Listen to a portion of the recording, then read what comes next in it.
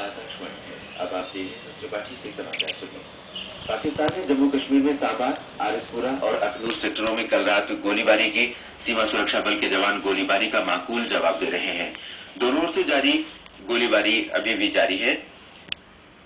कल पाकिस्तानी सेना द्वारा गोलीबारी में 2 महिलाओं की मृत्यु हो गई, जबकि सीमा सुरक्षा बल बीएसएफ के 3 जवानों सहित 20 अन्य घायल हो गए।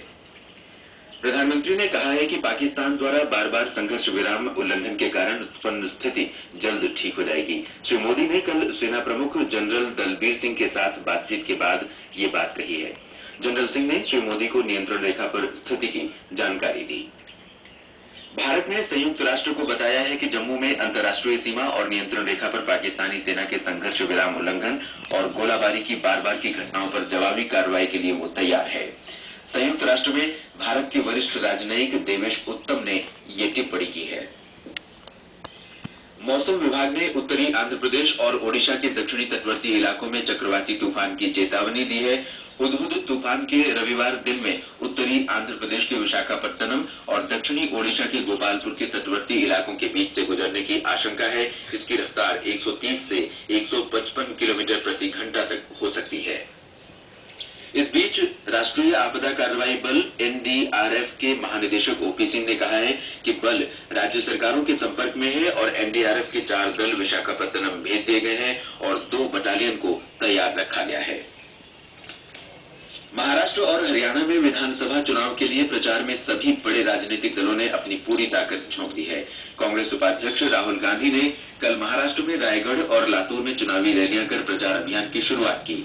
श्री गांधी ने प्रधानमंत्री नरेंद्र मोदी की आलोचना करते हुए कहा कि उन्होंने बिना कारण की जा रही पाकिस्तानी गोलाबारी को रोकने के लिए कुछ नहीं किया है। राष्ट्रवादी कांग्रेस पार्टी नेता शरद पवार ने ठाणे और नवी मुंबई में रैलियों को संबोधित करते हुए केंद्र में पूर्ण रक्षा मंत्रालय न बनाने के लिए एनडीए सरकार की आलोचना की है। शिवसेना प्रमुख उद्धव ठाकरे ने बेनगुरला, सिंधुदुर्ग और रत्नागिरी में जनसभाओं को संबोधित किया। इधर प्रधानमंत्री नरेंद्र मोदी ने हरियाणा में कहा कि उनकी रैलियों में बड़ी संख्या में लोगों का आना इस बात का संकेत है कि राज्य में लोग बदलाव चाहते हैं। उन्होंने कल हरियाणा में 4 रैलियों को संबोधित किया। निर्वाचन आयोग ने भारतीय जनता पार्टी के नेता और केंद्रीय मंत्री नितिन गडकरी को आदर्श चुनाव आचार संहिता के उल्लंघन के नोटिस का जवाब देने के लिए समय सीमा बढ़ा दी है। श्री गडकरी को भेजे पत्र में आयोग ने नोटिस का जवाब कल शाम तक देने को कहा है। इससे पहले श्री गडकरी ने जवाब के लिए और समय मांगा था। चुनाव आचार संहिता के उल्लंघन के मामले में जवाब के लिए उन्हें बुधवार शाम तक का समय दिया गया था। श्री गडकरी पर आरोप है कि उन्होंने महाराष्ट्र में लातूर में एक चुनावी रैली में कहा था कि अगर कोई उन्हें रिश्वत देता है तो वे इसे ले लें। उच्चतम न्यायालय ने सूर्य नेल्ली सामूहिक दुष्कर्म मामले में केरल सरकार से जवाब मांगा है। न्यायमूर्ति एस.जे. मुखोपाध्याय और पीसी पंत की पीठ ने निचली अदालत के फैसले को बरकरार रखने के केरल उच्च न्यायालय के 4 अप्रैल के निर्णय के खिलाफ दायर अपीलों पर राज्य सरकार को नोटिस जारी किया है।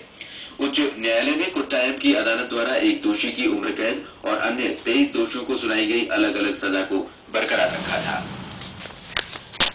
सरकार ने उन उद्योगों पर कड़ी कार्रवाई की चेतावनी दी है जो गंगा या उसकी सहायक नदियों के तट पर प्रदूषण मानकों का उल्लंघन कर रहे हैं। गंगा में औद्योगिक प्रदूषण पर नई दिल्ली में आयोजित एक व्याख्यान में केंद्रीय जल संसाधन और गंगा संरक्षण मंत्री उमा भारती ने कहा कि इस पवित्र नदी की रक्षा को प्राथमिकता दी जाएगी।